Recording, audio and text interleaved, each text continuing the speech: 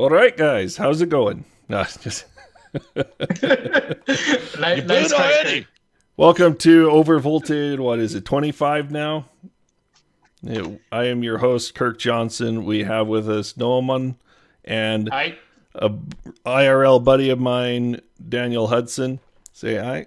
Oh, There we go. You haven't met him before, so maybe we'll chat a little bit about us, who we are. We are the writers on AdoredTV.com, and we have some IRL buddies that we bring in, such as Daniel Hudson here, and bring on guests and whatnot into our podcast as well. So today we have quite the lineup.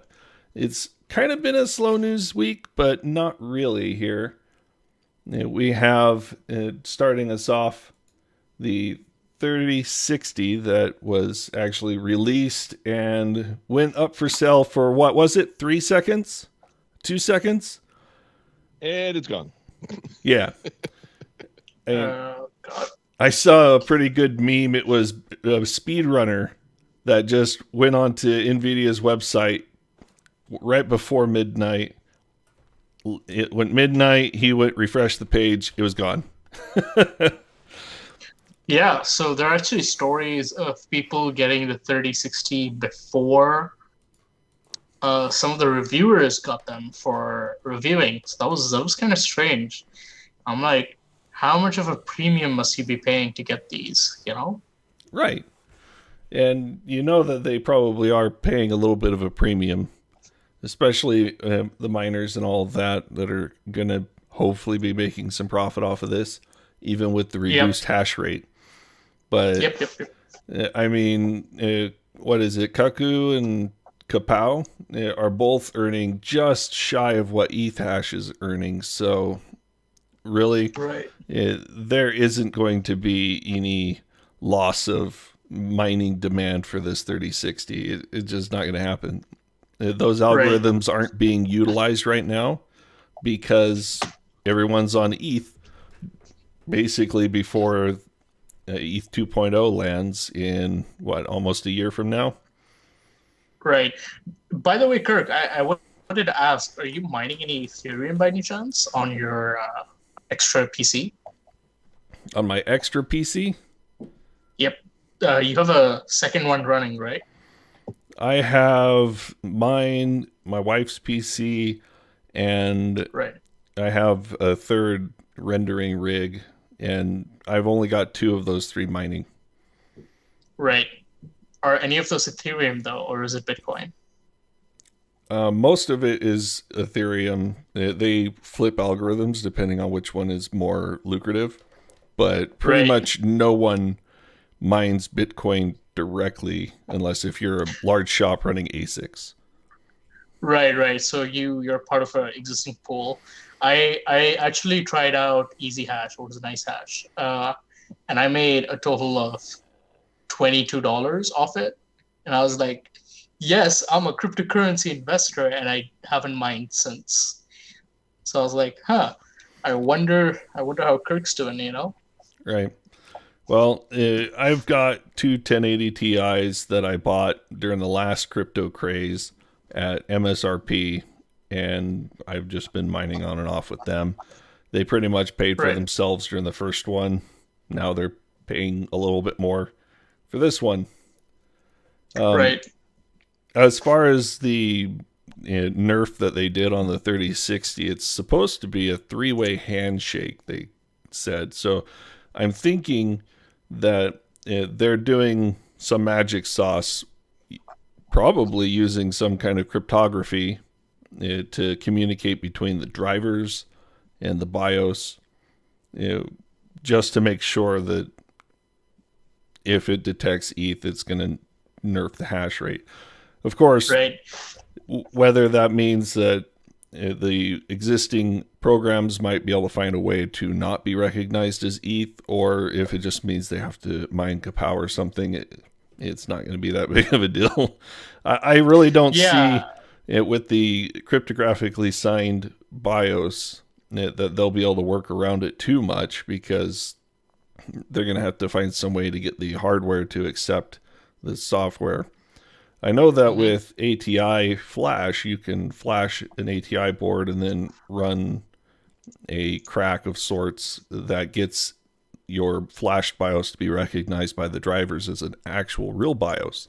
And that one cracks the drivers to do so. And whether they'll have something like that for Nvidia in any reasonable amount of time before ETH 2.0, that's yet to be determined. But like I said... Yeah, but then the tech community always finds a way around things because, there's probably somewhere out there having a conversation that goes like this. Hey man, can you get me like a unedited version of the BIOS, to his friend at Nvidia or to someone he knows, and there's always something like that happens. So before you know it, Ethereum's going to be back. Well, and as soon as they leak one of those unedited BIOSes, then they're going to have a problem on their hands because once it's out there, it's out there. They can't go and change hardware keys on the GPU, something like that. So all that they need is just an unedited, signed BIOS just floating out there. And I would assume that the signing is going to be done by somebody that's going to attempt to verify that it's not nerfed, whether they care that much or not. And that's also part of another story too, where does Nvidia care that amount about nerfing mining, or are they simply just hand waving for all of the gamers out there? I mean, so mining has a cause and an effect thing, right? So yeah, you have all these miners buying these graphic cards for a premium. They're mining on them. When they're done, they sell it. And the advantage is that when they sell these cards, they can't sell it for MSRP or, even for a good enough price. They have to sell it at a huge loss. And that's kind of where it benefits gamers. And I see that as a win because even though the card is mined on, you can still play games on it, right? Well, you lost a few days or months on it, depending on the usage, but you still get good value off it. Well, it depends on when they sell as well. When I had my 1080 Ti's mining away during the last one, I actually sold a fair portion of my 1080 Ti's before the boom ended. I could see the writing on the wall, so I just started liquidating them, and I lost maybe $50 from MSRP because the demand, like right now, was still there. And so people bought the cards off of me, and I had receipts and things to show that they were barely 4 or 5 months old, right? Right. And so I really didn't lose anything from MSRP on those cards, and they mined during that time making $5 to $8 a piece. Right. Also, some comments in here referring to dedicating cards for miners, gamers. So yeah, it's basically the thing that Linus Tech Tips addressed. I don't know if you watched that video. Basically, Linus went ahead and said, hey, look, Nvidia does not care. They only care about their bottom line. They kind of positioned the new CM cards, was it? The mining specific cards as being good for gamers, but it's actually not. It's just good for their bottom line. Right. And I mean, during the last boom, they made mining specific cards. These were chips that were the 4 gig, maybe even the 8 gig versions that only had a DVI out on them. That was it. Yeah. I noticed. I saw 1 or 2 of them in the market, and I was very surprised. 3. Yeah, I mean, but what really sucks about these mining specific cards is that once you're done mining or they're burned out, you can't do anything else with them. They're just a paperweight. Well, but at least these were actually a little different because they had the DVI out. So you could at least use them for a single output to a DVI capable monitor. And so they were still useful, just in a limited fashion. Yeah, I mean, if I want to get my grandma who's upgrading her PC, something that works with DVI, that works well. But in the modern world, everything is either USB-C, HDMI, or DisplayPort. So it really doesn't make sense. And that's where I kind of think that gamers might win in the end. After this 2 or 3 months of mining craze is done, is because there are going to be a lot of used cards hitting the market. Yep. That offer a very good value proposition. Like the thing I mentioned to you earlier. So what happened earlier for viewers is that I was on a classifieds website in the region, and I noticed that a lot of mining rigs were up there. And one of the guys basically said, "Hey, I will give you a 6900 XT for 1500 dirhams a pop." So for reference, that is XT. So basically, for $408, he will give me a 6900 XT, or a 6900 was it? I don't remember, but that's really good value. But his only condition was that I would have to buy like 6 of them. So I'm like, okay, if I check those out and they work, they're really good value for whoever buys them.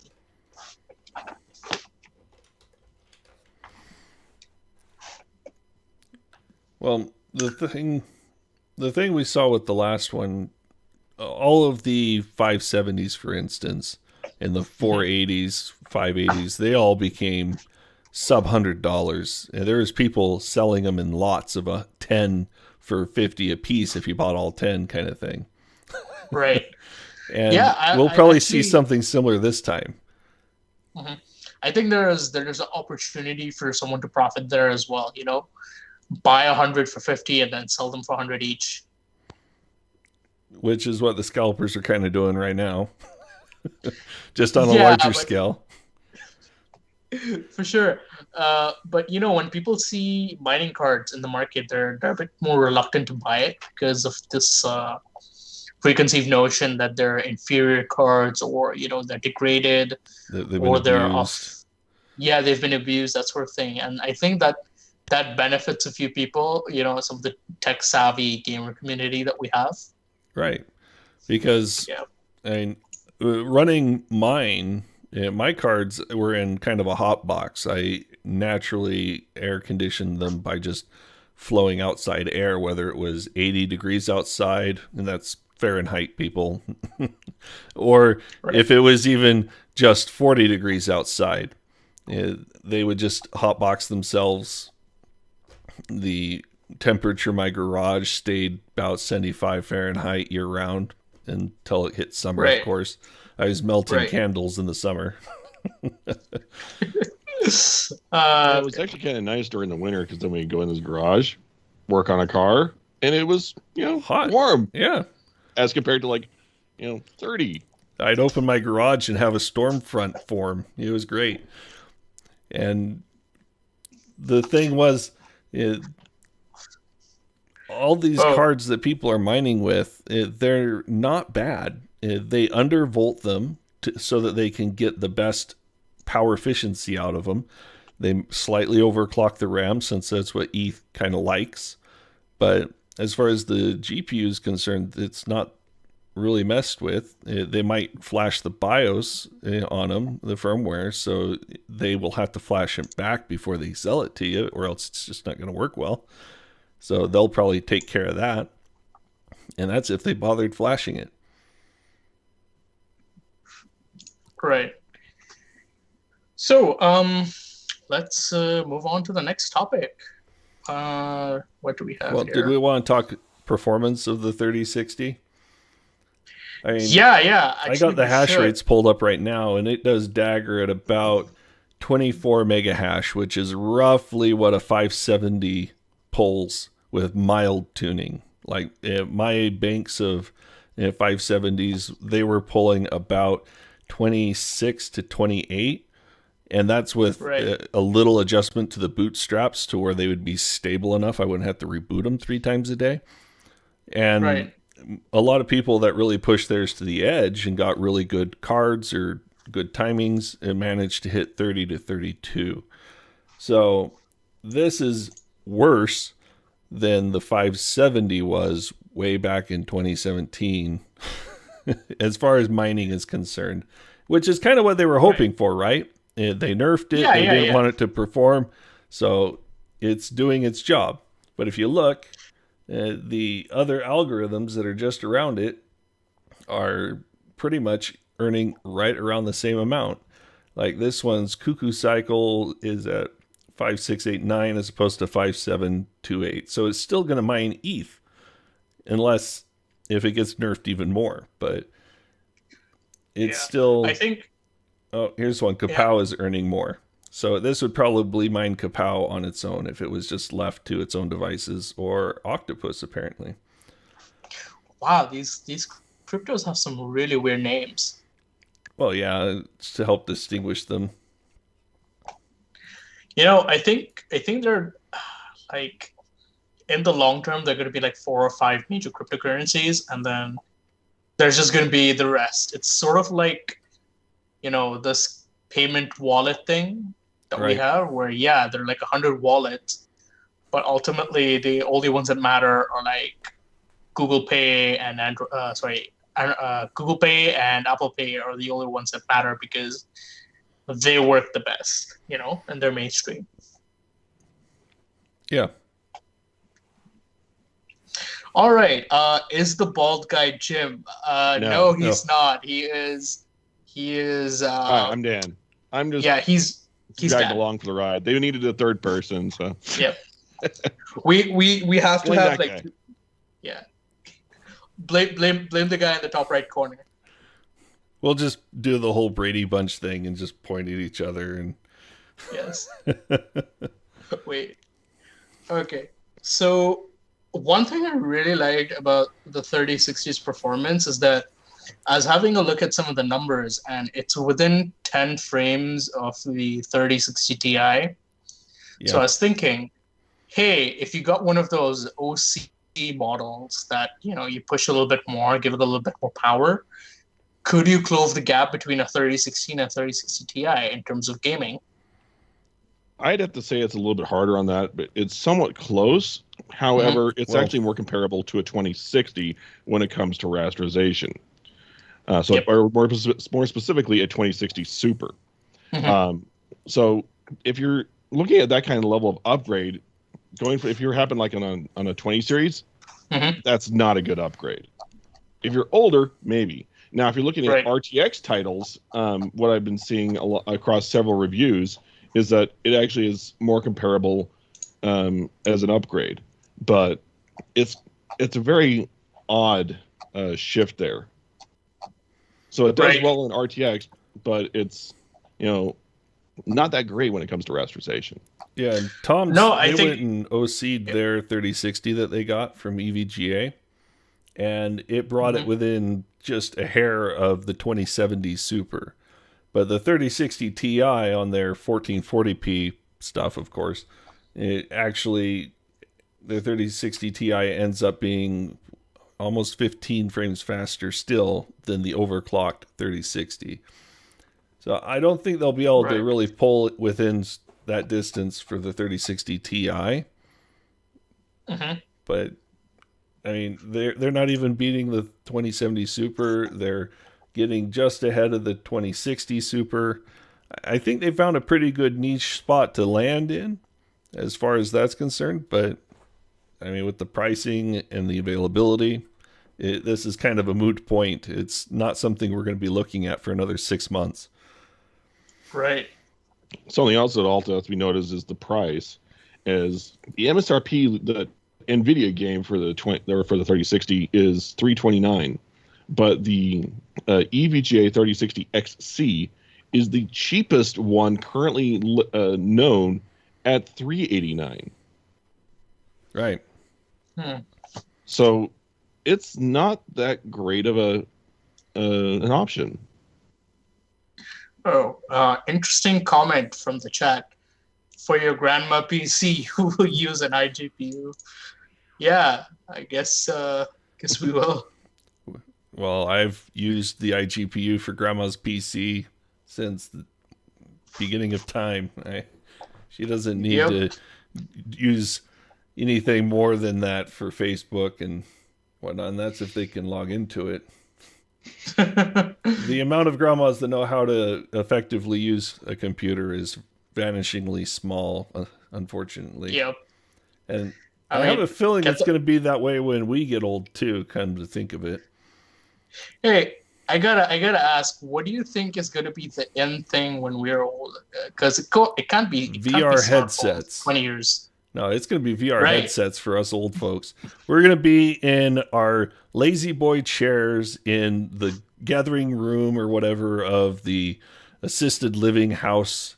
There's going to be 50 of us all just sitting there plugged into our VR headset, whatever form that may take. And we're all just going to be doing anything under the sun other than being present.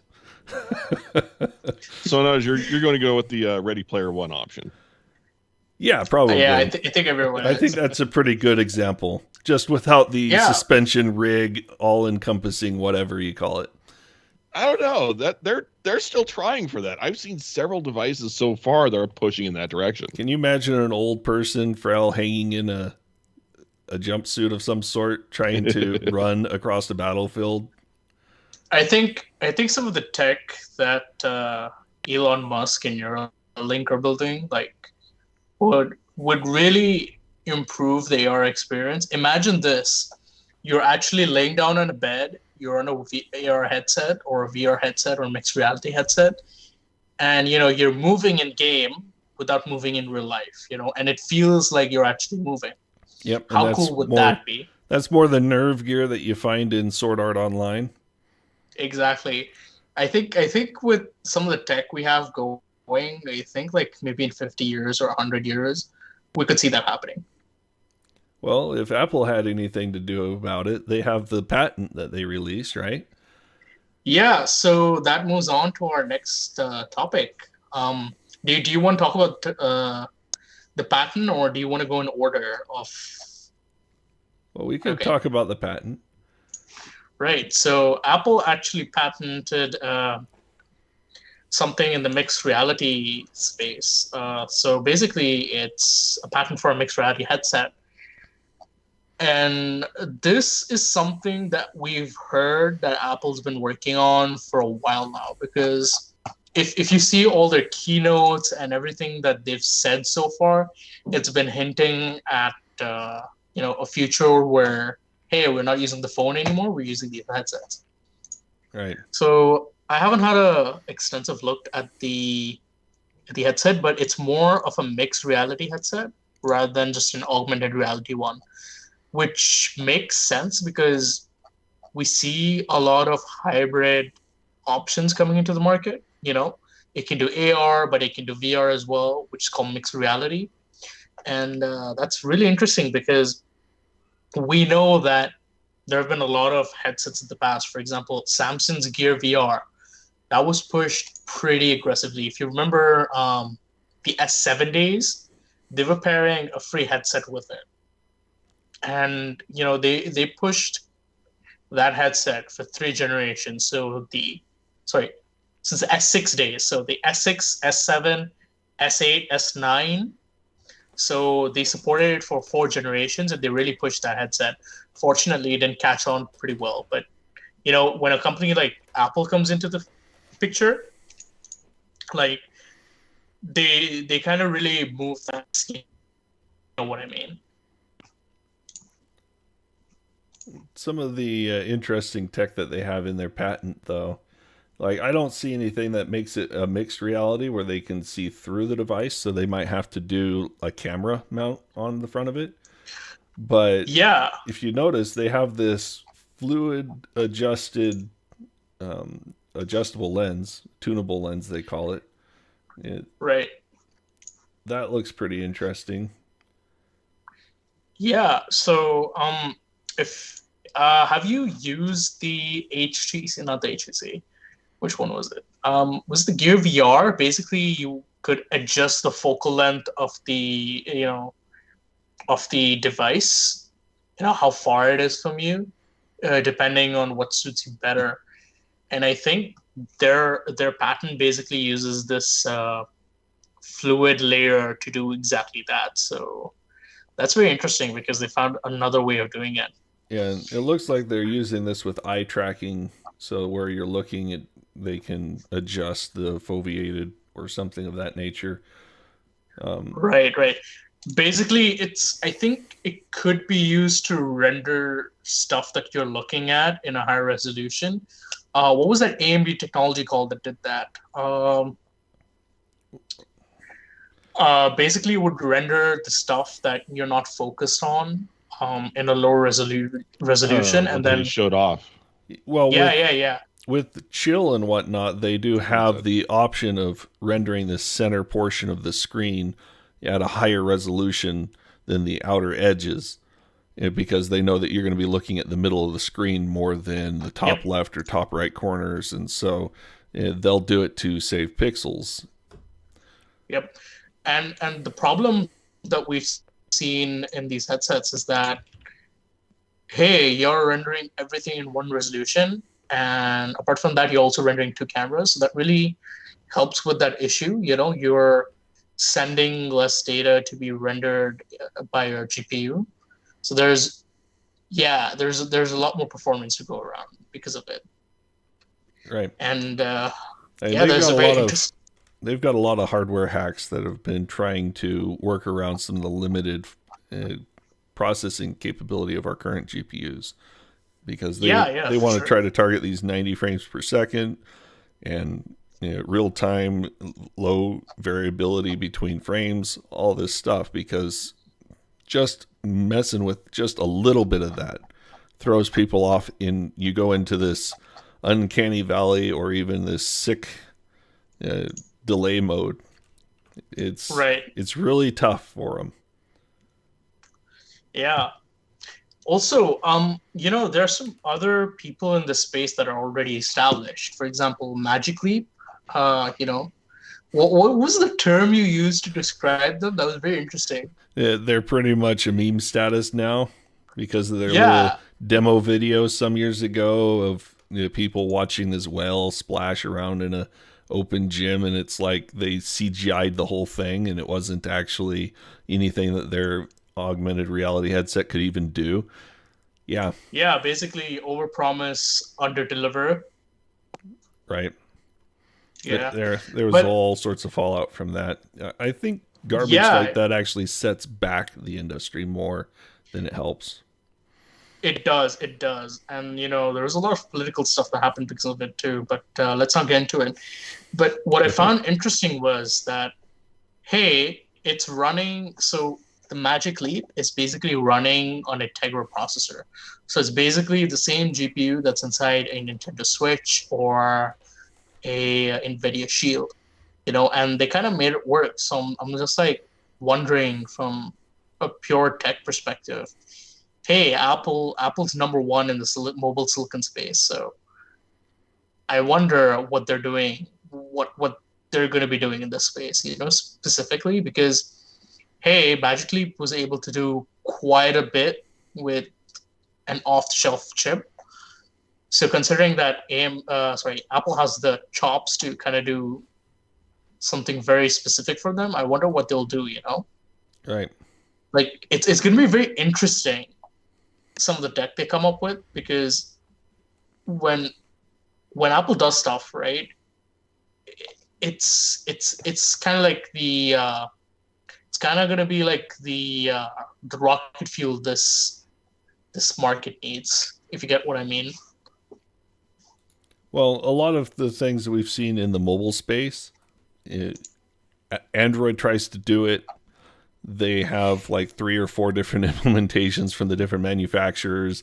Nobody can really settle on one that they like best. And then Apple comes along, does the exact same thing or slightly variant of it.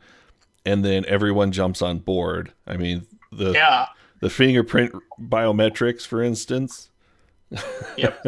Now that it's in the little sapphire button and everything, everyone's using it. Yep.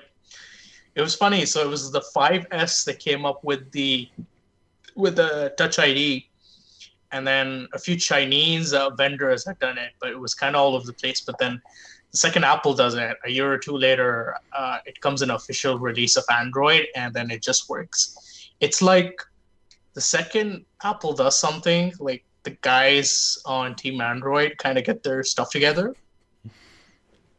Yeah, that's definitely. All right, so there's really okay. So last thing about the Apple thing is that it's going to be priced in a very Apple way. Of course, anywhere it's Apple. $3,000 to $3,500. You know, and this is basically going to be basically it's going to be like a developer kit that people are going to be getting, sort of like what HoloLens was. But then we know what happened to the HoloLens. It's like a B2B device, basically. But yeah, you know, let's see what the price comes down to when it hits mainstream. It's going to be interesting to see how it actually turns out, what you can actually do with it once it's actually out, because that's kind of what is going to make or break it, and whether it's going to turn into the ultimate meme beyond what Apple's managed to pull off so far. Yeah, I mean, by the looks of the pattern, it's going to be like you're going to be using an operating system inside the headset. Well, with the Sort brick of like- base kind that of they looks like got, look at the brick that is the keyboard and mouse. They probably are thinking of putting the actual GPU and stuff in the keyboard base. Could be, but you know, a pattern isn't like 100% sure. Maybe it's just outlining how they plan to do it. It could change. Of course, any thickness is just rendering stuff. It kind of makes it sound, at least from some of the stuff that I've seen here, is it almost makes you want to think that they want to use it for like a virtual workspace. So instead of having, like, you know, for example, I've got a bank of monitors here. Instead of having that, you'd have your virtual space and nothing actually in front of you. So are you saying that you can just pay $999 for the headset rather than the monitor stand? I see what you did there. Took a second. Yeah, I noticed. Yeah. Anyway, see, this part would cost the $3,000. The thing in front of you costs another $5,000. Okay. You know, that's Apple's way. So the standard Mac Pro. Okay, got it. Yeah. Anyways, Lenovo actually had an implementation of this that was really good. I think I covered that headset on AdoredTV.com. So check out the website, search Lenovo, and it should be the only Lenovo headset that's there, if you want to read up more on that. All right. So next topic. Some good news. AMD decided they would tease to still a little bit of the thunder of the 3060, not like it needed much to beat it into the ground. They teased the 6700 series to add to the 68 and 6900s. So they're going to have, I guess, a live stream of some sort on March 3rd at 11 a.m. U.S. Eastern Time. So we'll see what that is and when it'll be available. I doubt it's going to be available day of stream, but, you know, it probably won't be available the day they actually launch it either. So, yeah, I mean, normal people like us won't be able to get it. But AMD, if you're listening, we would love to get one for review. Just saying. Sure, review to see how well it does on NiceHash, right? Maybe. No, well, we would do a normal review, of course, but we would include the hash rates. Just fair warning. Yep. All right. And I know something you're excited about is the Samsung laptop, right? Yeah. So, how do I say this? I've been waiting for this product to be made for the last, I don't know how many years. So about a year back, was it a year back? I think in early 2020, Samsung announced a partnership with AMD, where they would license some of their GPU tech, which is something we've covered on AdoredTV.com.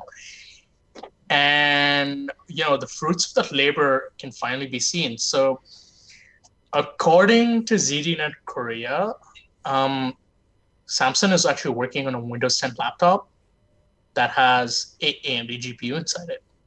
So basically, what Samsung is planning to do here is they're taking their ARM CPU cores that they license, and maybe some of the AI tech that they have in there, and basically putting AMD GPU on it.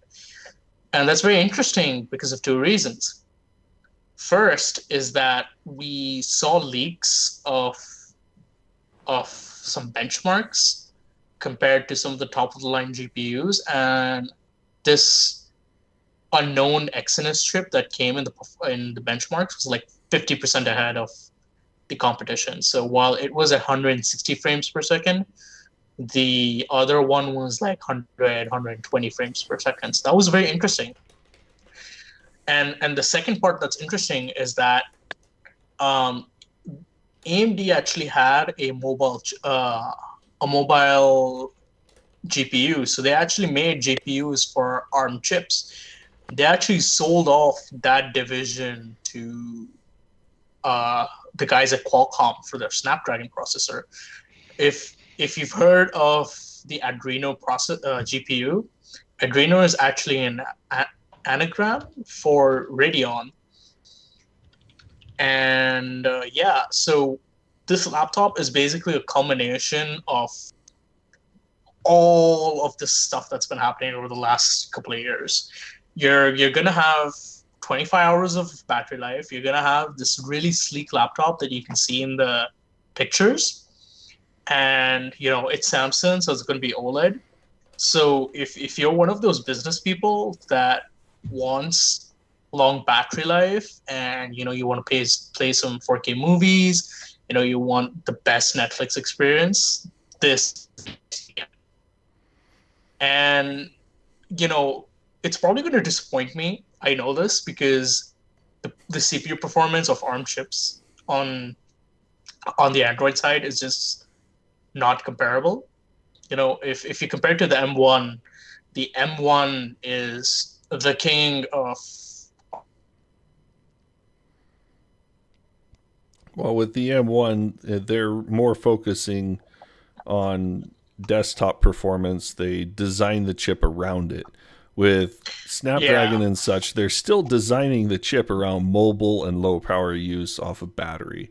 So you're not going to find a lot of the features that you would on a desktop oriented chip. So but I think there is a case that can be made, for ARM chips to kind of break the 3.2 gigahertz barrier for multi-threading, because what I noticed was almost every ARM chip is one core, one thread.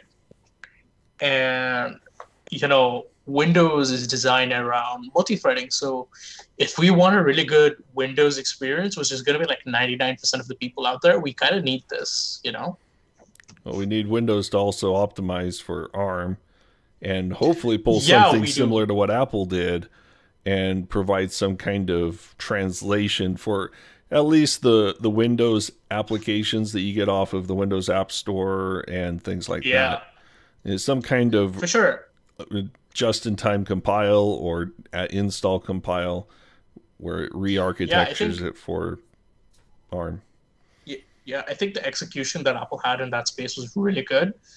I mean, Microsoft is still struggling to put out a 64-bit translation layer. So all of their Windows on ARM apps are stuck on 32-bit. So let me actually look this up. 64-bit Windows on ARM. Microsoft announced that we can expect support for 64-bit emulation on ARM devices. And it will be baked into build 21 to 77. That's going to be a bit far off from now. So Windows on ARM came in 2017, and we still don't have 64-bit. I think that's the main takeaway here. And just so everyone is aware, I see some in the chat talking about the Nvidia ARM deal. That is pretty much trying to be blocked by China and North Korea or South Korea, obviously not England, but is trying to be blocked in quite a few regions, and so it may not actually go through. That's actually a good thing in many ways, because ARM is the backbone of almost every processor on the planet. And having the keys, or having even the slight leg up on knowing what the competition is doing, like Nvidia isn't a bunch of, they're not the angels in the room. They're smart people and they know how to use information. They would definitely exploit this, in some way or the other. And that would have been really bad for the industry as a whole. It would have killed ARM altogether. Like Huawei, MediaTek, Qualcomm, Samsung, who else makes ARM chips? All of these guys would basically be, they would be months behind if Nvidia wanted, behind anything that Nvidia wanted to offer. So it would sort of be like this. Nvidia would have the best of the best designs in, let's say, Jan, and then they wouldn't allow their partners to implement the same thing for 6 months. And that stuff like that would have given them a crazy leg up. Right. Plus there's some crazy stuff happening in China. I think the everyone's... Risk V? No. There's some political stuff happening. Basically, ARM China is a joint partnership between a Chinese company and ARM. Yeah. And the board of the company voted out the CEO. But the CEO is refusing to leave. And because he has this thing called a company stamp, basically, he has control over it. He basically has control over everything in the company, and he's just not leaving. So that's probably another reason China doesn't want ARM to be sold, Right. Because they have access to all this technology. And, if anything Trump said was right, who knows what they could do with it. Well, we will find out as the news comes out on that. Hopefully, Yep. the China part of ARM comes back into the fold. But Hopefully, with how business is done there, who knows? Yeah, but in the meantime, if this laptop comes out, it's slated to come out in Q3, Q4 of this year.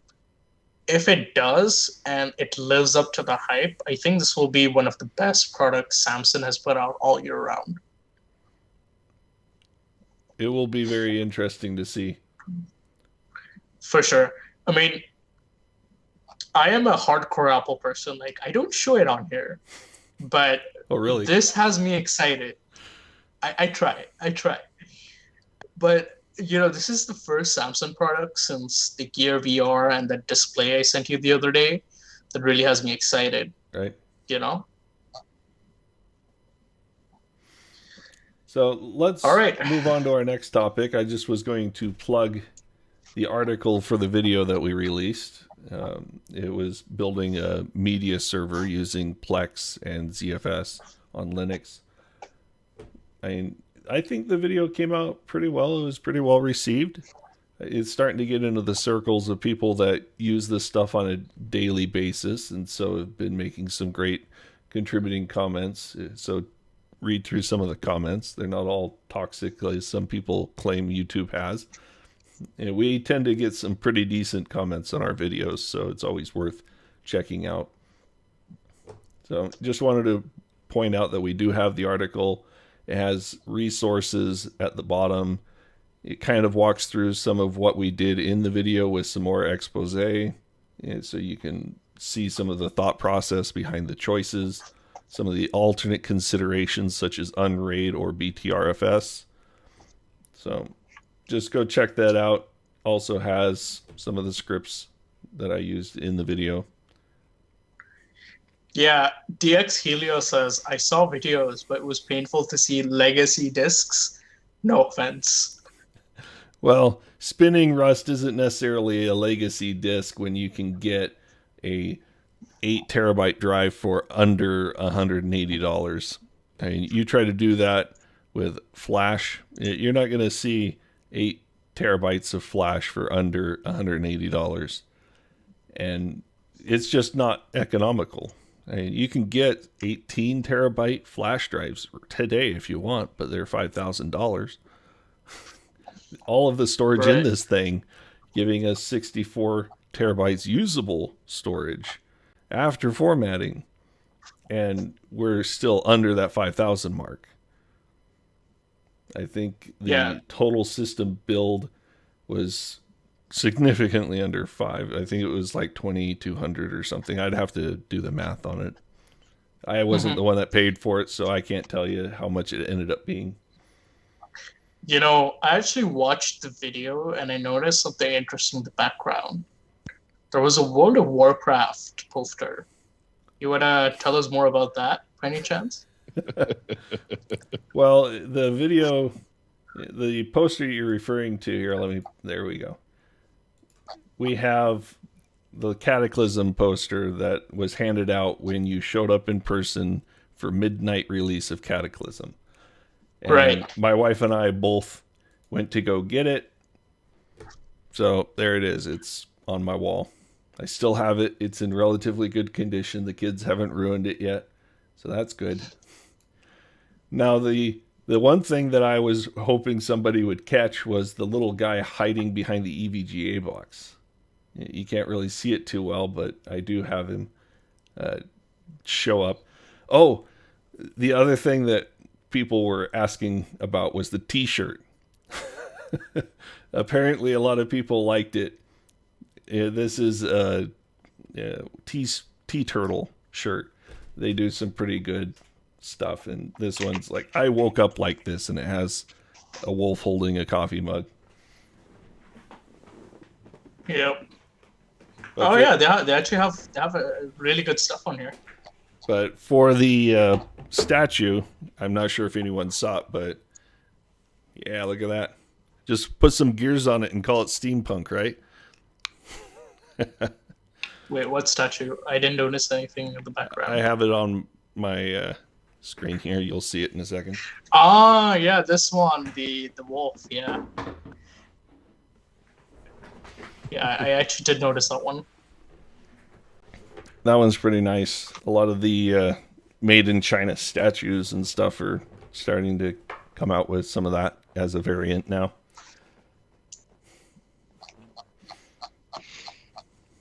Yes, cutting edge fashion. That's exactly what we're here for.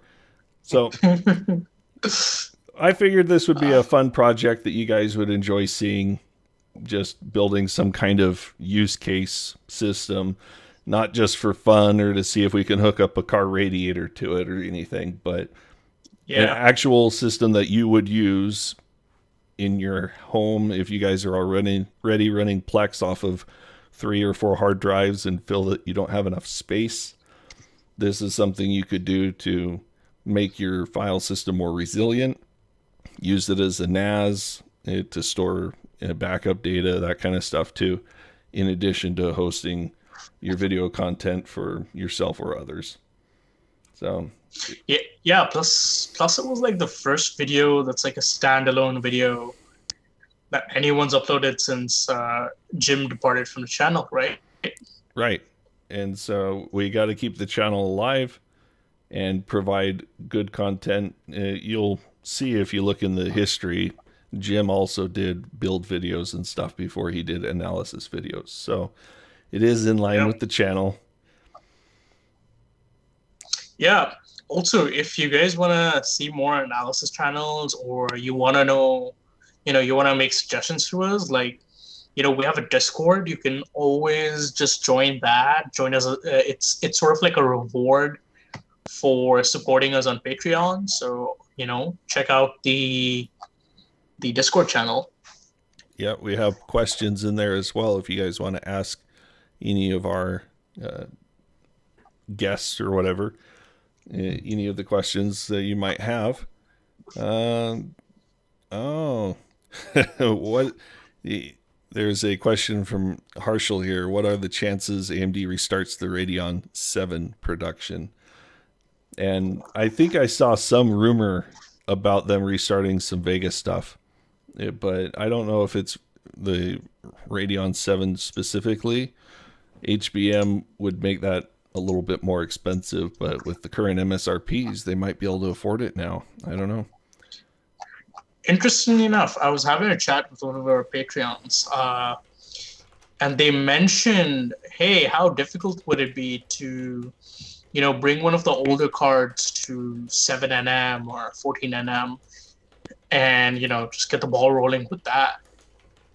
And I was like, hey, this is an interesting idea, but to restart a older fab would take anywhere from 6 months to a year.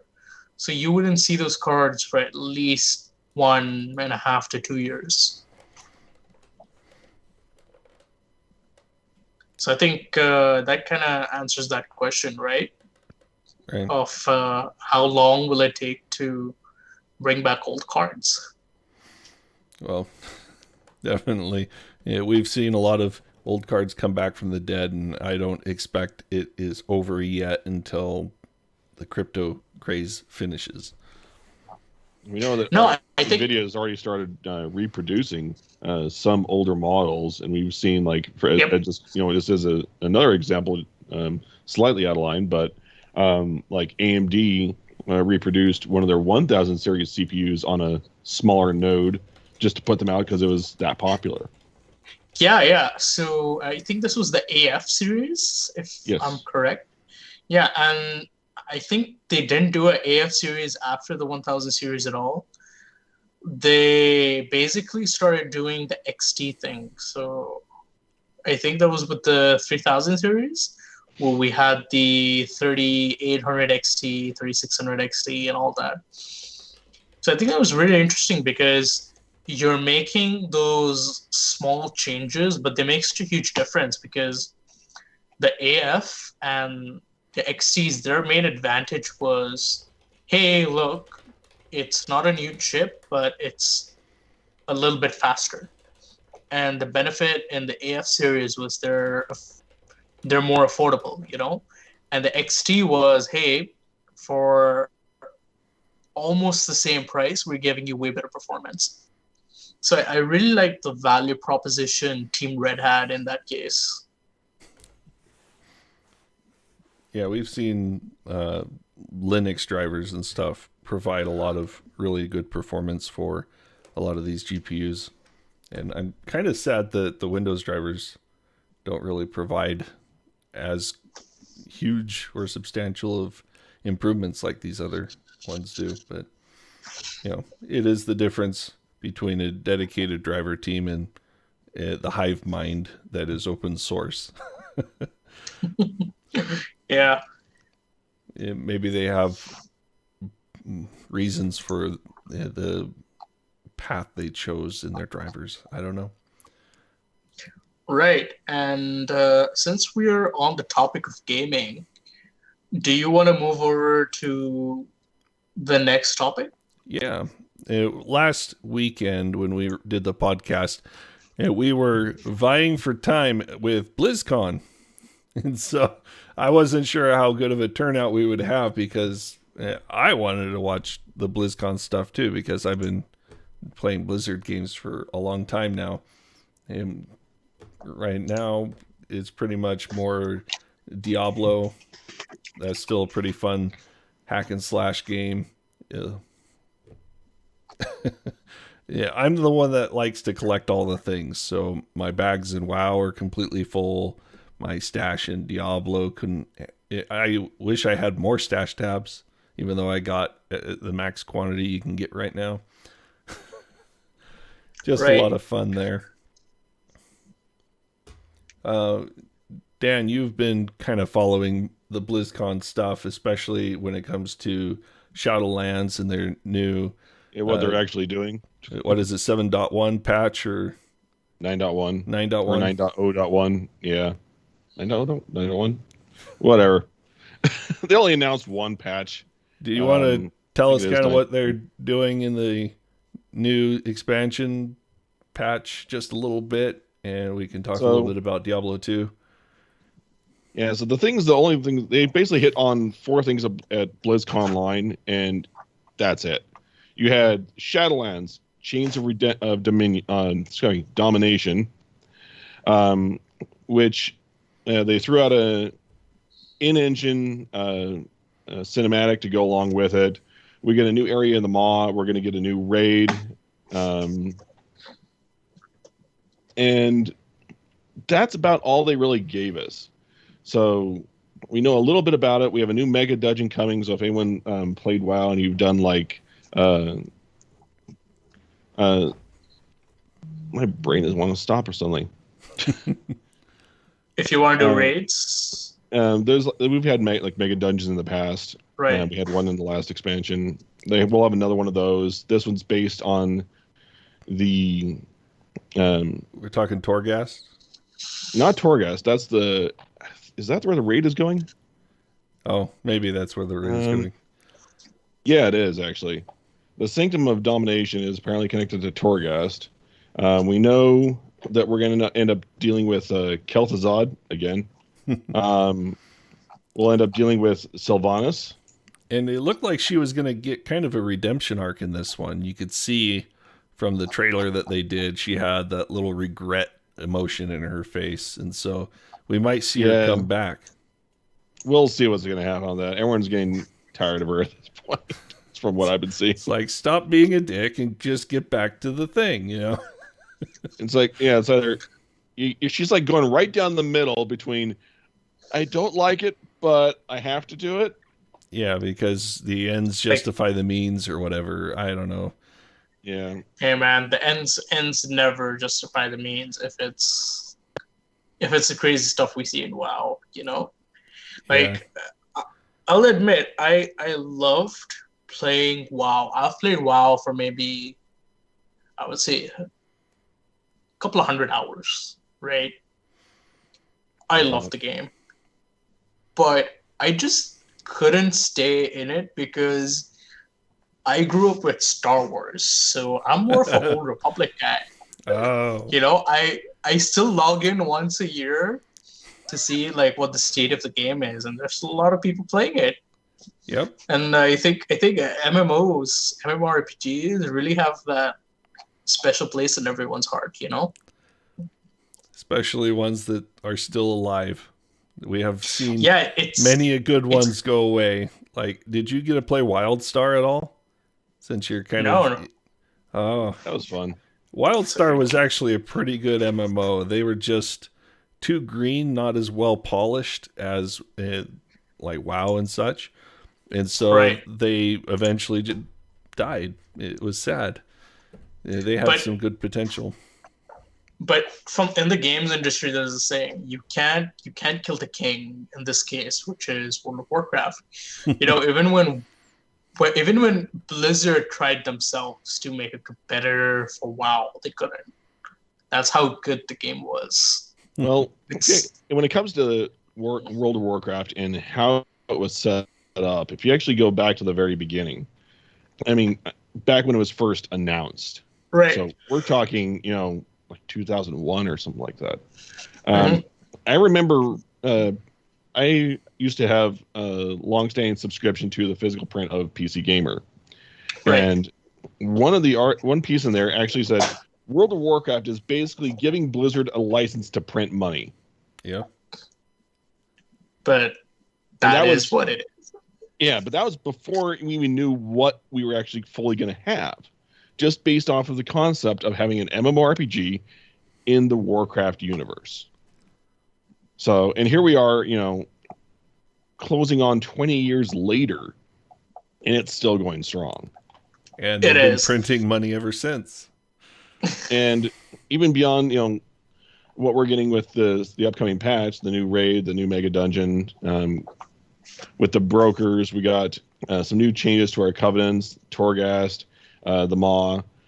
We're also they also announced at the same time that we're going to be getting officially the Burning Crusade for Classic. Yep. So those people who really like to play on Classic can now have their choice of either just, forever staying in Classic Vanilla, or they can have their character progress and go into Burning Crusade. And of course, in Classic style, everyone complained of one thing, and that is that it's an all or nothing choice. You can't have one character that goes on into Burning Crusade while keeping another one that stays in Classic. So there's that downside there. There was a second side to that, and that comes in the form of a microtransaction. Of course. Yes. Yeah. Everyone's favorite topic. Yeah, they also announced that they're going to make it so if you want to copy your character to go both places, you could for a price. I wonder whose idea was that. With mergers, you get a lot of business people, and I wonder who it was. Yeah, I mean, it can't possibly be Activision. No, they're kind of benevolent, aren't they? Yeah, but MBAs are going to be MBAs. Of course. Just let us gamers do what we want, and that is everything, right? Yep. One other bit of news that came out of BlizzCon that I was excited about: Diablo 2 Resurrected. I mean, they did talk a little bit about Diablo 4 and the rogue class that's based on the assassin from Diablo 2, and then we got to go more back. Than that, actually. Well, it goes all the way back, doesn't it? Clear back to Diablo 1. Yeah, just to touch on that briefly, the rogue class, how you described it, is basically taking like the concept of the rogue from Diablo 1, the rogue companion that you had in Diablo 2, the assassin class, and the Amazon, and basically take pieces of all those and kind of mash them together. There's a lot that they actually showed off for what you could do in that class. We have a question. As somebody unfamiliar with MMOs, which is more of a license to print money, WoW or EVE? And I think it's WoW. No, I think it's what I just entered in the text box below. No, EVE Online. Trust me on that one. EVE Online is the license to print money? You're telling me that EVE Online makes more money than Star Citizen? I'd have to... No. Against Star Citizen? No, never mind. Yeah. When they're selling ship skins for $400 and people are buying them. Yeah. I think Star Citizen. I'm just waiting. It's good. I'm just waiting for the game to come out, man. Finally be released. Well, there's a lot of things I really like about Star Citizen, like just the planetary approach and actually being able to go from orbit to planetary. Now, I think there's a little bit of quality of life thing where you don't have to be in orbit around the planet and then you make a descent stage and all that kind of stuff. Right. But, when you're going sci-fi, you might as well be able to just fly straight into the planet without having your shields burn up and things. So, yeah, sure. We don't need to skip off the atmosphere or anything. Nah, I think I really liked No Man's Sky in this regard. They overpromised and underdelivered, but they made up for it over time. And it's actually a very good game right now. Yeah, I actually bought a copy of it after they made the changes, mind you. That way the developers could see my support of the game that it's become. I didn't buy it on launch day. I really don't suggest that you buy or pre-order games, even though I do once in a great while, just to show support. Yeah, I mean, the industry is just all over the place. There's also that Assassin's Creed thing, where they added microtransactions like 6 months after review. And I know people at Ubisoft, and some of the devs and the PR folks I know, they wouldn't do that. I think end of the day, it's one of those business decisions, Yeah. And same thing with Activision Blizzard, Yeah, we don't like microtransactions, but it's kind of like, they need to make money. They're a business at the end of the day, Well, there are some microtransactions that I do kind of approve of, like when they added the Necromancer to Diablo 3. They microtransaction that for, what was it, $5? You could get the Necro character, but then you also got or something like that. Yeah, it was either 5 or 10. I don't think it was as high as 12. But in addition to getting the Necro and all of the class stuff that comes with, it gave you an extra stash tab. You remember what I said about hoarding? Right. They give you an extra stash tab along with it, which is something that a lot of games microtransaction anyway, but they threw this in when they didn't have to. They didn't have to give you an extra stash tab, but they did. Yep. And it was kind of appreciated for that. Yeah, there's always stuff like that small stuff that really makes you appreciate stuff like that. There was this MMORPG I played back in high school. This was like 6 years back, right? Their entire business. I'm sorry? I said, don't I feel dated? Back in high school, 6 years ago. Yeah, so we played this. Yes, I get it. You guys are way older than me. Yes, I get it. But there's this really good MMORPG that had this very interesting business model where they asked you to buy in-game items to support them. Mm-hmm. And they went on for 2 or 3 years without any formal investment. They just started off on their own. They bootstrapped themselves. They did really well. And and then people moved on, and the game kind of died. But the game wasn't a commercial hit, but I'm still gonna remember them for the good they did. And they're always gonna have that place in my heart. And games like WoW and Diablo, these are those kind of games, or they were. They might be for some people still, but yeah. Well, a lot of their community actually grew up on them, and now they're adults playing these games. And something that Blizzard's going to do is bring back Diablo 2. They're remastering it and calling it Resurrected. We wrote an article about that on our site, almost a year ago now, basically citing that, it's most likely going to be called Resurrected. And sure enough. So this has been leaked for a long time. And we've heard about it. We've heard rumor, and we've heard some leaks ourselves. And now we can finally see what they're doing with it. And we've heard,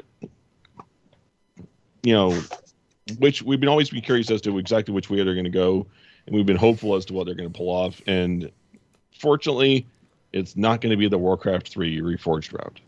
Yeah, you'll still be able to keep your old version of Diablo 2, and you can play the old version, or you can play the resurrected version on the Battle.net launcher.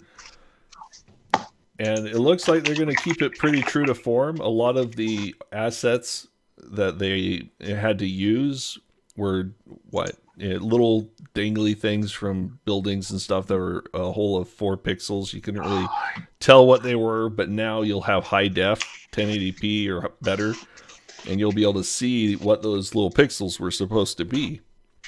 Yeah, one of the examples they showed off during BlizzCon Online was in Act 2, there is a tavern. And if you were to go into the tavern, you'll see like an NPC sitting behind a table, and there's like a row of things dangling right in front of him. And one of them happened to be garlics that only looked like 4 pixels in the original game. And now you can actually look at it and see, it's actually garlic. Yeah. So they had to go back to some of their concept drawings, a lot of that kind of stuff that was in their archives, to really see what this stuff was supposed to be in order to maintain true to form. Because once it got rendered and put into the game itself, the pixels were so poor that they couldn't even tell what it was. But we'll have a pretty good rendition now. It'll be really good. I'm surprised that they only had the technical demo ready, or the technical beta, they call it. They did have the team shifts, so that might have had a hand in why. Yeah. I mean, if they had done BlizzCon back in November, they would have announced this and had the technical demo then too. So the extra months, and they have nothing to show for it.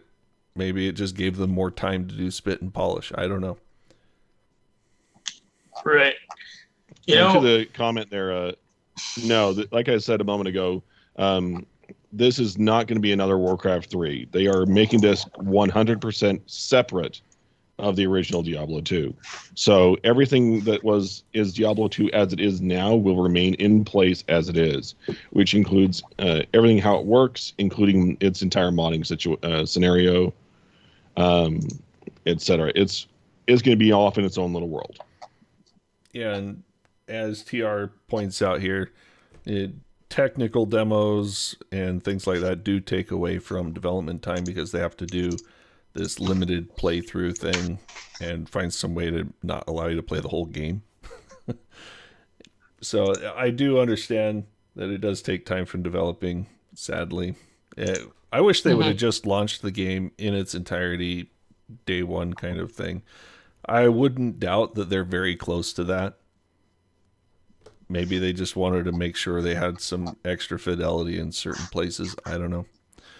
I really wish that they would have done a little bit of addition, like make a Diablo 2 Plus kind of thing where you can have your classic mode and then you can enable like an improved version where you get some of the Diablo 3 features like bounties and torment levels, some of the greater rifts and things like that, because a lot of those things are the things that they did right. They added to the original Diablo 2 feel and made it more replayable. The original Diablo 2 isn't that replayable, sadly. The thing they at least did do is they did, add enough that it makes it at least worthwhile to pay attention to. So you got the full, graphics engine upgrade, even though it's still based on the original game code and how it operates. Better sound. You've got, quality of life improvements such as auto gold pickup, which is something Diablo 3 introduced. Yeah. They redid all of the cutscenes, so they're now, up to current par. It's got better accessibility features, and they've also one thing that I know that Kirk and I will be at least interested in is the shared stashes. They modified the stash system in Diablo 2 from this tiny little thing that you can only store a little bit to something you can actually almost use. And I'm not sure how exactly that's going to be fully implemented, which will be interesting to see once it's released. But it should help with because this is something they actually touched on quite directly, was mule characters. I had mule characters that I would actually copy and move out because you could only have so many characters. So I would copy them out of the saves folder as an archive of sorts, and then I was just collecting all of the legendary whatever orange items. Have you guys played Star Wars: The Old Republic by any chance? Yes. Knights of the Old Republic, the really old KOTOR, 90s game. Yeah. KOTOR, yeah. There's actually rumors of that coming back, like a remake. Yeah, I did see that rumor. That I wouldn't put it past it, especially with how popular Star Wars MMOs are at the moment. Right. Also, if you've noticed something generally in the game industry, but there's a consolidation happening where Tencent is grabbing up companies, Nintendo, Sony, all these guys, they're grabbing up studios and companies that make games like crazy, Mm-hmm. They're buying up a lot of the IP. Exactly. So, it makes me wonder what the game scene will look like in 10 years, 20 years down the line. I mean, you guys probably have a better perspective, having been played games way longer than me. Well, what do you guys think? Well, I think one thing that is intriguing, at least for the Star Wars community, is that they'll have Disney money behind them if Disney wants to shovel some money into that. Yeah, I'm all for it as long as it doesn't come with any political strings attached, if you know what I mean. Well, the thing we have seen from other games, we'll say, no matter how much upfront money you put into it, they can still make a bad game. Yeah, they can. And then you can look at other games that they don't have a whole lot of money fed into it up front, but they make a good game. Exactly. Indie games are a really good example of that. Like, oh yeah, Super Meat Boy, Fez, Binding of Isaac. Mm-hmm. You know, these are all really budget games that made it big. Well, look at things like Factorio, or you know, what's the other factory one? Satisfactory. You got those. Factorio, Satisfactory. Those are small indie games. You have Project like Dyson Fortress Craft Sphere. Evolved. That one's actually looking really good. Yeah, Fortress Craft. For context, I'm having a look at KOTOR's reviews right now. You have almost 19,000 very positive reviews. So I think that says a lot about bringing old games back from the dead, Yeah. The one thing that they have to do, though, is find a way to revitalize it, not just remake the game. Like I was saying with Diablo 2. I mean, Diablo 2 was great, yes, but a cut and paste of the original game isn't necessarily a good thing. There's a lot of quality of life things that will be missing, a lot of things that will kind of hold it back for replayability, and people will stop playing it for the same reason that they did back then. I think adding spice to a game really matters. Have you heard of this guy? One second, let me look him up. That was a big game designer back in the day. Have you heard of Chris Taylor?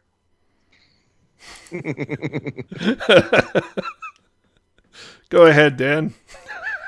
Yes, I played Total Annihilation. I know about Cave Dog and everything that went from there. Okay, so he lived it. Supreme. Yeah, so Supreme. I've played Supreme Commander. I've bought like 20 copies of Forged Alliance so far over its lifetime. And I had to look at the original game and I had to look at the remake, and I was like, hey, by 2008 standards, this is really good stuff, And the game's played to this day, so I really see a lot of potential in that kind of IP coming back from the dead, even if it's Command and Conquer or something. Yeah, they got the Red Alert remaster, don't they, Dan? Yeah, they have the remastered CNC 1 and Red Alert along with all of its bits. Mm-hmm. Basically just upscaled it a little bit and made it playable on modern hardware. I actually played it. I played a demo of it, I believe. And compared to the old videos that you kind of had to, like, it was actually on a smaller. It was rendered on a smaller resolution. So me having a 2K screen, I actually had to man, it was just painful, So looking at the new one was way better. Yeah, the thing is, the game was made like in 640 by 480 or 800 by 600, 4x3 way back in the day.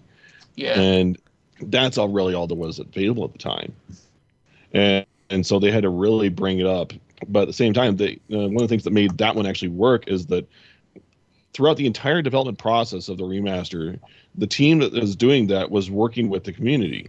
I mean, there was constant communication with the community to see, how they wanted to do things, including the outcome of the FMVs in the game.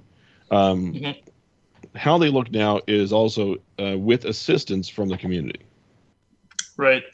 I would really like to see General 0 Hour make a comeback, because that was kind of... I've seen that one come up a lot. Yeah, because that was actually very realistic. I grew up playing these games, and I'm 23 right now, and I played this when I was 12, 13. I would love to see these games remade, and I would buy them for sure. For me, Command and Conquer and Red Alert were my original introduction to RTS. Right. So I'm guessing you played a lot of Supreme Commander. I did when that came out. Yep. Yeah. I played a lot of Supreme Commander. Yeah, the community is actually still around. Like, there's this thing called Forge Alliance Forever, and they're keeping it alive. Forge Alliance is the expansion, not DLC. an expansion. It's not a DLC. It's actually its own separate game. Yeah. So it's technically an expansion, but at the same time it's standalone. Exactly. I was really impressed by some of the stuff they did from a 2008 perspective in terms of technology. And for you tech geeks out there, Supreme Commander was actually one of the first multi-threaded games for the new Intel processors, if you don't know that. Gotta love the gaming driving innovation. Back in those days, games really tried to push the envelope as far as system is concerned. Right. Nowadays, we're looking at ports from consoles, and so these games don't even have much of an impact on our systems. It takes something like Star Citizen to come along that is as bold and forward-thinking to design a game that, as hardware expands, they just do more and are able to do more. Yeah, and I think that brings us into our last topic for the day, is a blast from your past kind of dying out, right? Yeah, Fry's Electronics. We have the official death knell. There was a rumor that was floating around the day before they closed that they're gone. When they close their doors tonight, they're not going to be reopening. And sure enough, they updated their website to say farewell. And we kind of saw this coming, honestly, because if we look back in 2019, they were already running with just a few products on the shelves. Most of their aisles were bare. But when you have something as big as a warehouse, like Costco size, trying to fill it with computer equipment, that's a really expensive proposition for something that can slide downward in value over the course of 9 months. Yeah, inventory depreciating. It's an issue in the tech space, and it's difficult. But what I read about was that a lot of the creditors' goodwill went down the toilet hole in 2020, and that was kind of like the nail in the coffin, like the final nail. Well, they did have the supply issue when they had to change suppliers. Back in late 2019, early 2020, they had issues with supplier. And where they originally were going through, something happened. They lost their supplier. And that's where we started seeing problems. And if you actually were to go onto YouTube, I've seen a couple of channels I follow. One that I actually watched a video of was Bitwit, where he actually went into a Fry's Electronics near him, and the place was half empty, if that. And apparently he'd been told that a lot of stock had also been shifted to Las Vegas for CES, so that at least the Fry's there looked like it had stock. And so back then, that was basically a case of the beginning of the end. Right. And I mean, we've seen this happen before with CompUSA, Radio Shack, and some of these other, we'll call them loved stores. I mean, there is something nice about being able to go into a store and pick up your new graphics card the day it launches, or being able to just go and pick parts off of the shelf and not have to wait a few days for them to get shipped to you to put together your new PC. Right. Nowadays, we kind of get that anticipation build up for the Amazon truck to come rolling around, or the UPS truck or whatever, to drop off the parts that you ordered 3 days ago. And maybe the enticement of it wore off by then. maybe there's some buyer's remorse where you cancel the order. Being able to just walk out of the store with the card makes you a little bit more loose with your pocketbook, unfortunately, but it gives you that instant gratification as well. So it is the end of an era. We still have Micro Center, which I hope sticks around. And then, of course, we have Best Buy that's been kind of the one that's come out on top of the pile as far as in-store hardware, that kind of stuff. But when you look at them, even they're still going to be limited versus what you find on Newegg or Amazon. So online is still going to be the better option for the variety of cards that you can buy. Obviously not right now. Yeah. Not right now. You know, I worked in the e-commerce space, and we saw a lot of suppliers even before 2020 just either go out of business or say, hey, we can't afford to give you stuff on credit. So we've seen the writing in the sand for a while now, and having been part of e-commerce, I think it's either you embrace going online and you cut down on these large-scale stores, or you won't survive. Yep. And I mean, when you have a physical store, you can't have bots buying your stuff. And so it is still a very good option to get a new GPU nowadays, or the new CPUs. It is. You still have to wait in line and do that forward investment of time there, but it's still a pretty good option. It is. Honestly, though, in my region, the Middle East, oh my God, it's expensive buying equipment already. The pandemic, the pent-up demand, call it whatever, just made it worse. Like unless you're buying a pre-built from an OEM like Asus or Dell or HP, like you're going to be paying a premium like crazy on everything. Like for context, an AMD processor usually goes for about $100 premium in the region, at least. So it's worse off here.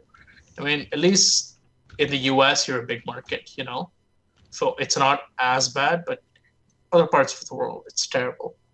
Yeah. And we've been having some tariff fun as well this past year, so our prices aren't necessarily going to be much better for too long at the rate we're going. Yeah, but there's some interesting stuff happening in that space right now. I mean, you guys have new leadership, and things might change. Yeah, it will be interesting to see how that develops. Zertmaster asks, is a 480 gigabyte SSD big enough for a NAS cache? Well, the ZFS that we covered in the video, since it was outside of the scope of the project, especially for a media server, I didn't talk about things like cache drives and whatnot, but yeah, anything like a 480 gig, depending on what you're doing with it. If you're writing small Word docs and things like that on an occasional basis, then yeah, 480 gig for your ZIL, your zero ZFS intent log, that will work basically like a write cache and will be just fine for you. If you're streaming, like if we were recording this locally with OBS or something, and you're streaming that to your media server, and also copying movies or pictures or any large content too on a regular or time-sensitive basis, then you'll want something better than that. Usually they recommend having mirrored SSDs or NVMe drives if you want to get really good. So 1 terabyte in a RAID Z1 as your ZIL, that would work really well. And you can actually have read caches as well, where anything that's read off of the ZFS, it will get cached onto these drives in addition to being put out. So if you need to re-access them, then you can have that on SSD storage as well. And that one you'd want larger, so maybe in our case a 2 terabyte, something like that. And you don't have to actually do a RAID Z1 on that. You can just do a RAID 0 basically, where you just have 2 or 3 drives, and if any of them die, ZFS can just handle that. It'll just not have that cache anymore. It's not a big deal. Does that answer your question? Hope it does. I think Zertmaster got enough for like a small white paper. No. That's a summary of a small white paper. There's so much you can do with ZFS, and that's why we picked it over like Unraid and things like that. Like, I don't even know if Unraid has the ability to have SSD caching. I think there's a LTT video on this, but maybe we should make like a AdoredTV video on different type of file systems, RAID 0 versus ZFS and all that. Well, I have a lot of benchmarks, we'll call them. They're not really comparable to each other, but I've worked with a lot of RAIDs and things like that, anywhere from hardware RAIDs on Dell and HP to setting up ZFS with read and write caching, hot spares and that kind of stuff. I've done BTRFS. I've even got a vSAN on VMware that I've played with that uses NVMe cache drives with SSD backend drives. And that's on a cluster, small cluster of 5 servers running that similar setup. So I've got some benchmark performance on that to compare directly against a NAS, or not even a NAS, a SAN, an actual enterprise grade SAN. So I could talk about RAID and disk and stuff till I'm blue in the face. And I'm not even the storage guy at work. Technically I am, because we don't have a storage guy, but we still don't have an official sanctioned like individual storage guy. So I have to learn a lot. Yeah. You kind of do, especially if you're in a smaller organization. Like, you kind of have to wear many hats. It's like being in a startup. Yeah, and that's the thing is I've been in like the SME area for quite a while. I do freelance consulting, that kind of stuff as well.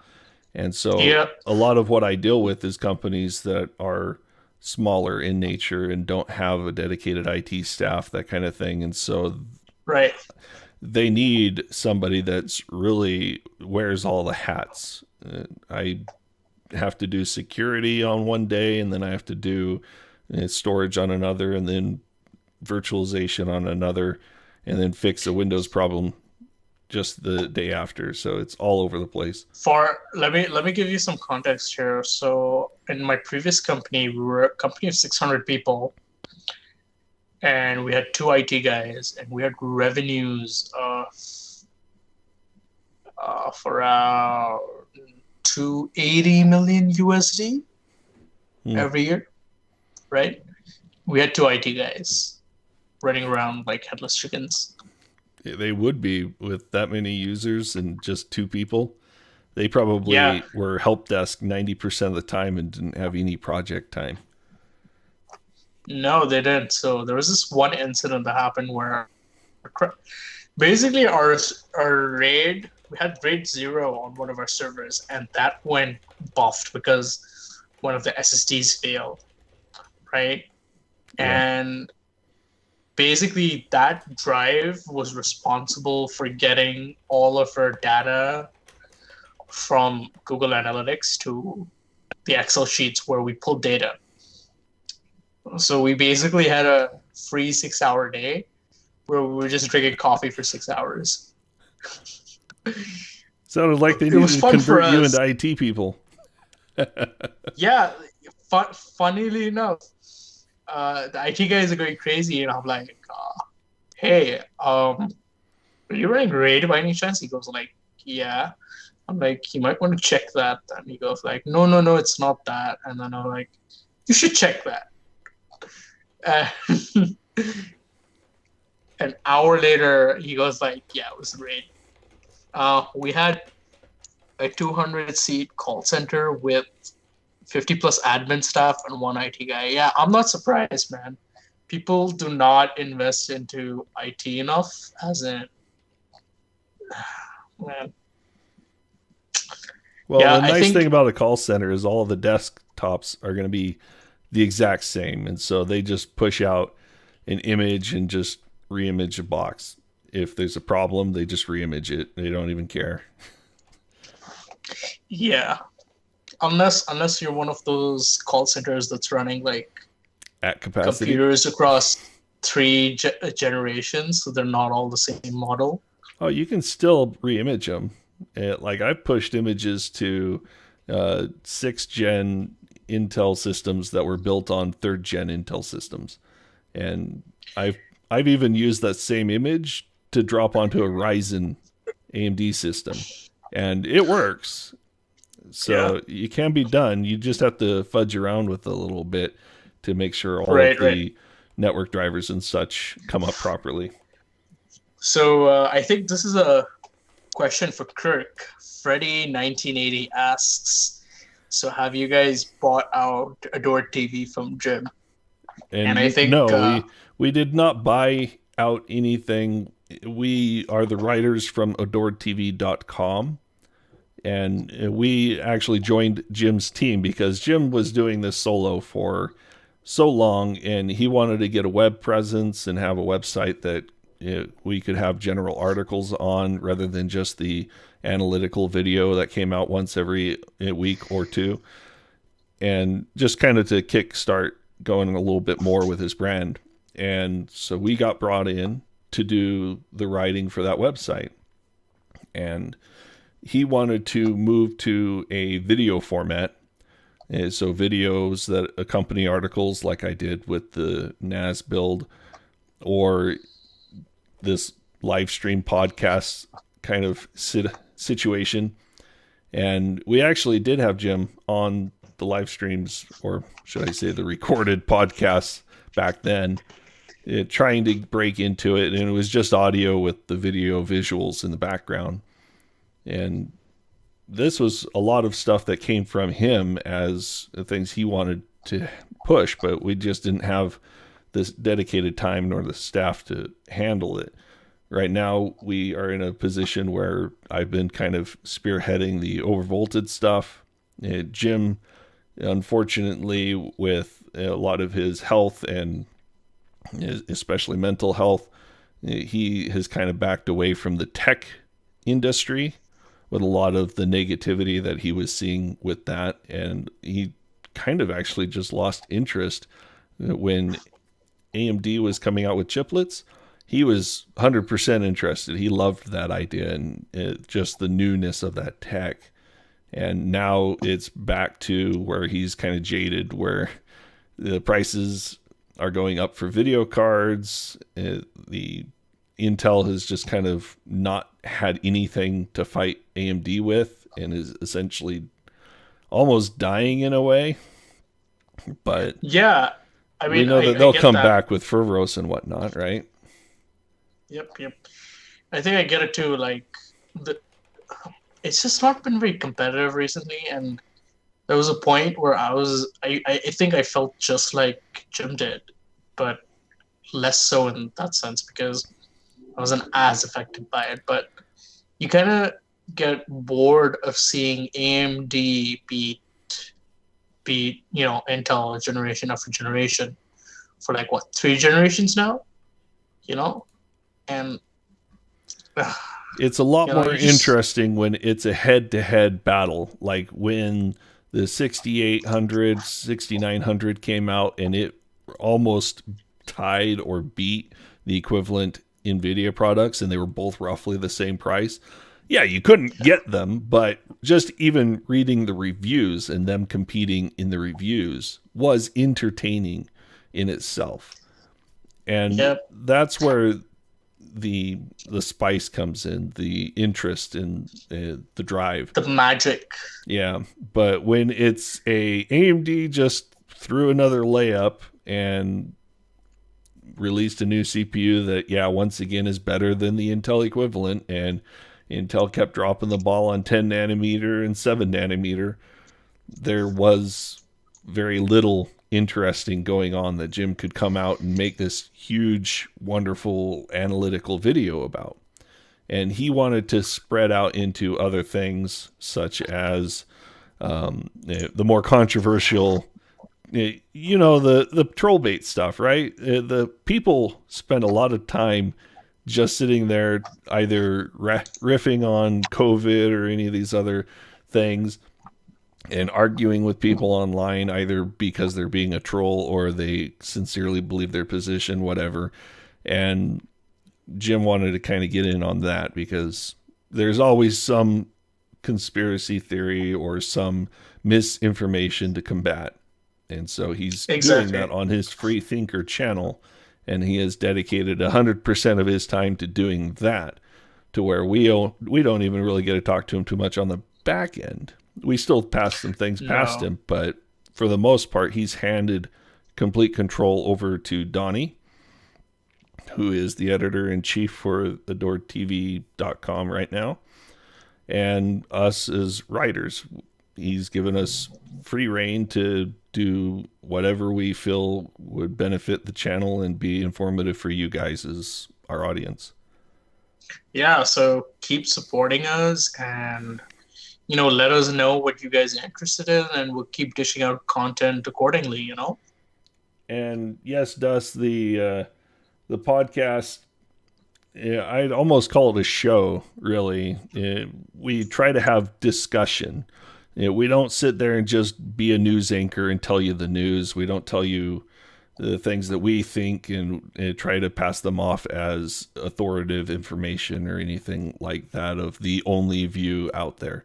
We try to have a discussion to talk about what the tech is and means and what we are excited about with it and how you guys might be excited about it as well, or maybe give you a different perspective on it. And we don't always have a consensus amongst us either. That's why we got 3 people today instead of 2, because Alex and Donnie weren't able to make it today. So I brought in Daniel to be our third man to kind of give us another perspective. And he's done very well at being able to point out a lot of the gaming stuff. He has some pretty good, strong gaming mentality there and knows way more about it than me. So it helps if you guys have informative, deep knowledge to really come from as well. Yeah, plus we plan to have more people like we did last week. So we had Moore's Law is Dead. What's that dude's name again? Tom from Moore's Law is Dead. And we really want to do more of that. Like, we want to have more people on here as guest speakers because it kind of spices things up. You don't have to look at our ugly mugs every other week. You get to see like different people, and it really adds a bit more value, Well, and speaking of ugly mugs as well, it took our little Christmas break for the podcast to get us to move into relaunching, rebooting, whatever, coming back with using our actual faces, the talking head thing. Yeah. We were doing this just with our voice. I hope you guys enjoy the video portion a little bit more now that you can see me trying to read chat and things like that. Hopefully it's given you a little bit more connection. We're just trying new things, growing and learning as we go. So yep. And I think that's a good note to end the Overvolted unless you guys want to keep going. No, I think we are good for today. So I definitely appreciate you two for joining, and every one of our viewers, of course, for coming and participating in chat. We're trying to do this every Saturday at the same time, so be sure to check back. Just depends on whether we can get everyone together for the weekend. Hopefully we don't have any days where we end up having to skip, but we should be good and fairly regular at this.